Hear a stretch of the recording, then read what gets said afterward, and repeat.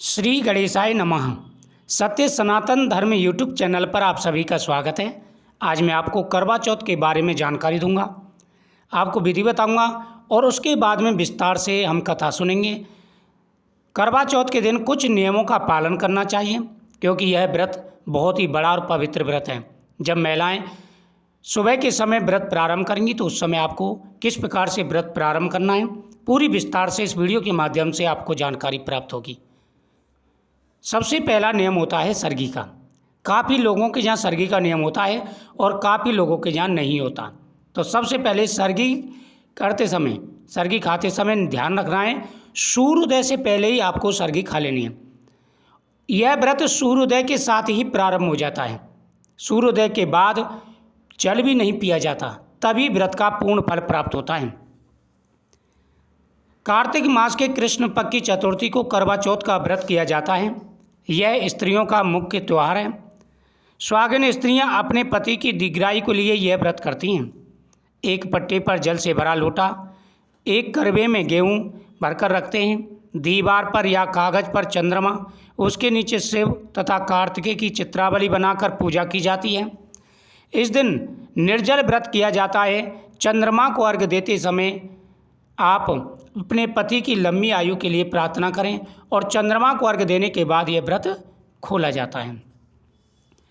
जब आप चंद्रदेव को अर्घ्य दे लें उस समय आप घर का भोजन करें, लेकिन उससे पहले कथा शाम के समय प्रदोष काल में कथा का श्रवण किया जाता है। तो उस समय आप कथा सुने तो पूरे मन क्रम वचन से, यानी कथा सुनते समय ना तो आप बीच में से उठें, इस बात का विशेष रूप से ध्यान रखें, और ना ही आपको बीच में बोलना है। इन बातों का विशेष रूप से आपको ध्यान रखना है। अगर आप नियम के साथ में यह व्रत करते हैं तो यह व्रत पूर्ण होगा और यह व्रत बहुत बड़ा व्रत है। अगर पूरे श्रद्धा भाव से यह व्रत रखा जाए तो जीवन में कभी कोई परेशानी नहीं आती। अब आपको हम कथा सुनाएंगे। आप स्वाद की चीज़ें जब धारण करें तो कलर का विशेष रूप से ध्यान रखें। इसमें सफ़ेद, नीला, काला ये कलर बिल्कुल प्रयोग नहीं किए जाते। प्राचीन समय की बात है, एक साहूकार था। साहूकार के 7 बेटे और एक बेटी थी। बेटी का नाम वीरावती था। सातों बहन भाई में बड़ा प्रेम था, यहाँ तक कि जब भी भोजन करते तो सातों बहन भाई एक साथ बैठ कर के ही भोजन करते थे। जब वीरावती बड़ी हुई तो उसके पिता ने उसका विवाह कर दिया। वीरावती का पहला करवा चौथ का व्रत आया तो वीरावती ने पहला करवा चौथ का व्रत अपने मायके यहाँ पर रखा। वीरावती और उसकी सातों भाभियों ने मिलकर के व्रत का संकल्प लिया। भगवान गणेश जी की और करवा चौथ माता की पूजा की।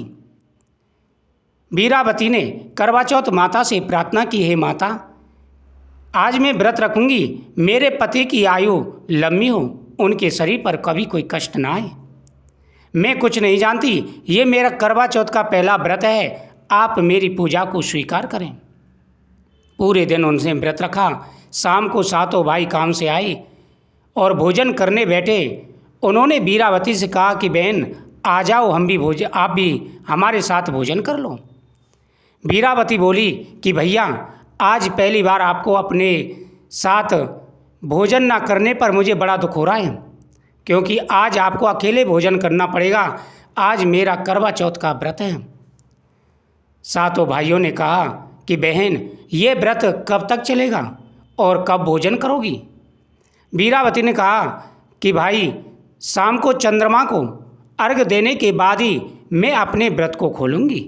मेरा तब तक व्रत रहेगा और मैं अन्न तो क्या जल भी नहीं पीऊँगी। सातों भाई बहन से बड़ा प्रेम करते थे। आपस में विचार करने लगे कि हमारी बहन काफ़ी लेट तक भूखी रहेगी। उनको यह ज्ञान नहीं था कि यह व्रत कितना बड़ा है। सातों भाइयों ने मन में विचार किया और उन्होंने कहा कि हम ऐसी व्यवस्था करें जिससे बहन को चंद्रमा दिखाई दे और वह जल्दी अपना व्रत खोल ले। सभी ने विचार किया। सबसे बड़ा भाई गया पहाड़ी पर, उसने अग्नि जला दी। मझला भाई गया, उसने अग्नि के सामने छलनी कर दी और सबसे छोटा भाई वीरावती के पास आया और कहने लगा, बहन देखो तुम्हारा चंद्रमा निकल आया है। उसको अर्घ दो और भोजन कर लो। वीरावती बहुत ही सीधी थी, भोली भाली थी, उसे कुछ भी ज्ञान नहीं था। उसने अपने भाभियों से कहा कि भाभियों देखो, चंद्रमा निकल आया है और जल्दी से अर्घ दे लो। भाभियों को सब कुछ पता था। उन्होंने कहा, नंदन जी, यह आपका चंद्रमा निकला है, हमारा चंद्रमा तो रात को निकलेगा। वीरावती बड़ी भोली थी, उसने नकली चंद्रमा को अर्घ दिया और खाना खाने के लिए बैठ गई। जैसे ही पहला निवाला तोड़ा, छींक आ गई, दूसरा तोड़ा, उसमें बाल निकला, और तीसरा तोड़ा तो उसके ससुराल से खबर आ गई उसका पति बहुत बीमार है।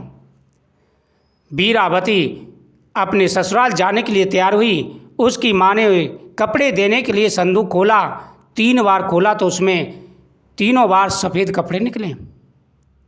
वह सभी से मिलकर के अपनी ससुराल पहुंची। वहाँ पर देखा बहुत सारी भीड़ एकत्र है। जाकर के देखा उसके पति के शरीर में बहुत सारी सुइयां चुभ गई थीं और उसके पति की मृत्यु हो गई थी। करवा चौथ के दिन इस प्रकार से यह दुख देख कर के वीरावती की आंखों में आंसू आ गए। वीरावती चौथ माता के सामने बैठ गई और बोली, हे चौथ माता, ये तुमने कैसा कष्ट दिया। मैंने पूरी श्रद्धा भाव से व्रत रखा, लेकिन आपने इतना बड़ा कष्ट मुझे दिया। वीरावती ने अपने पति का दाह संस्कार नहीं होने दिया। वह अपने पति के शव को लेकर के एकांत में चली गई और वहाँ अपने पति के शरीर की रक्षा करने लगी। वीरावती ध्यान रखती, वह अपने पति के शरीर पर एक माखी तक नहीं बैठने देती थी। इसी प्रकार वीरावती व्रत करती रही, कई साल व्यतीत हो गई। एक बार करवा चौथ का व्रत था। वीरावती ने व्रत रखा, पूरी श्रद्धा से माता से प्रार्थना की। उसने अपनी दासी से कहा, हे दासी, देखो आज करवा चौथ का व्रत है, मैं अपने पति के जीवन दान के लिए कथा सुनने के लिए जा रही हूँ, तुम मेरे पति के शरीर का ध्यान रखना।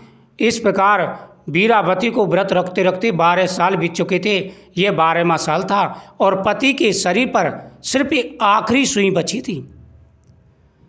वीरावती कथा सुनने के लिए गई। पीछे से उसकी दासी ने उसके पति के शरीर से वह सुईनुमा घास निकाल दी। जैसे उसने निकाली, वीरावती के पति व्रत धर्म के प्रताप से, उसकी तपस्या के प्रताप से उसका पति जीवित हो गया। वह राम राम कह के खड़ा हो गया। सामने दासी को देखा, उसने उसी को वीरावती समझा, क्योंकि उसके पति ने वीरावती को सिर्फ शादी के टाइम पर ही देखा था। इतना सारा समय व्यतीत हो गया। उसने वीरावती से कहा कि मुझे तो काफ़ी नींद आई, लेकिन दासी ने यह नहीं बताया कि मैं वीरावती नहीं हूँ। उसने वीरावती के साथ धोखा किया। उसने कहा, हाँ स्वामी, आप काफ़ी समय से सो रहे थे, आप स्नान कर लो, मैं खाना लगा देती हूँ। लेकिन जैसे ही वीरावती कथा सुन के वापस आई, उसने देखा कि दासी ने उसके साथ छल किया है। अब जो दासी थी वो रानी वीरावती बन के रहने लगी और जो वीरावती थी वो दासी बन गई। अब तो जो दासी थी अनेक प्रकार के सुख भोगने लगी और वीरावती दासियों जैसा काम करने लगी। उसके पति का व्यापार दिन दूना रात चौगुना चलने लगा, क्योंकि वीरावती तो अपने धर्म का पालन कर रही थी। एक बार उसका पति बाहर जा रहा था। उसने दासी से कहा, जो वीरावती बन के रह रही थी, कि तुम्हें क्या चाहिए। उसने एक लंबी चौड़ी लिस्ट अपने पति को थमा दी। गहने, सोना, चांदी, कपड़े लत्ते, हीरा जवाहरात, अनेक प्रकार की चीज़ें लिख करके दे दी। जैसे ही उसका पति जाने लगा, उसकी नज़र वीरावती पर पड़ी, जो दासी बन के रह रही थी। उसने कहा कि तुम्हें क्या चाहिए। नहीं, मुझे कुछ नहीं चाहिए। नहीं दासी, बोल दो, मैं उधर से तुम्हारे लिए भी ले आऊँगा। उसने कहा, ऐसा करना, एक गुड्डा और एक गुड़िया ले आना। उसका पति गया, परदेश गया, वहाँ बहुत सारा धन कमाया और नकली वीरावती, जो दासी वीरावती बन के रह रही थी, उसके सामान खरीदा और साथ ही गुड्डा गुड़िया भी ले लिया जो वीरावती ने मंगाए थे। नकली वीरावती को उसने लाकर के धन दौलत दे दी, जेवर, लत्ते, कपड़े, श्रृंगार का सामान दे दिया और वीरावती जो दासी बन के रह रही थी उसके लिए उसने गुड्डा गुड़िया दे दी, क्योंकि वीरावती के सास ससुर नहीं थे।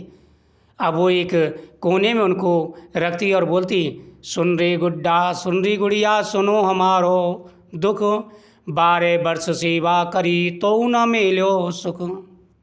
इस प्रकार वह उनके सामने गीत गाती। उसका पति सुनता और नकली वीरावती से कहता कि ये दासी क्या कहती है, पर महाराज ये तो पागल हो गई है। कहते हैं कि अधर्म चाहे कितना भी बड़ा बलवान क्यों ना हो, अंत समय में वह पराजित जरूर होता है। एक दिन दासी घर पर नहीं थी, जो वीरावती बन के रह रही थी, और वीरावती यही गाना गा रही थी। उसका पति उसके पास गया और कहने लगा कि दासी, मुझे लगता है तुम्हें बहुत बड़ा कष्ट है, तुम इन गुड्डा गुड़ियों के सामने क्या गाती हो। उन्होंने कहा नहीं स्वामी, मैं कुछ नहीं गाती। पर नहीं, आज तुम्हें बताना होगा, मैं तुम्हें शपथ दिलाता हूँ। तो वीरावती कहने लगी कि स्वामी, मैं आपकी असली वीरावती, आपकी पत्नी हूँ।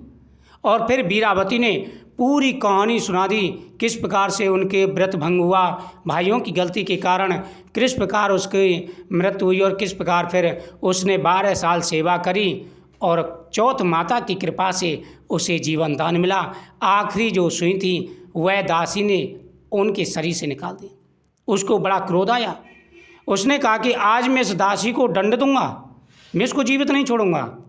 वीरावती बोली स्वामी, जितने दिन उसे सुख मिलना था वो उसके भाग्य में था, अब मैं तो इसी बात से प्रसन्न हूँ कि आपको जीवन दान मिला।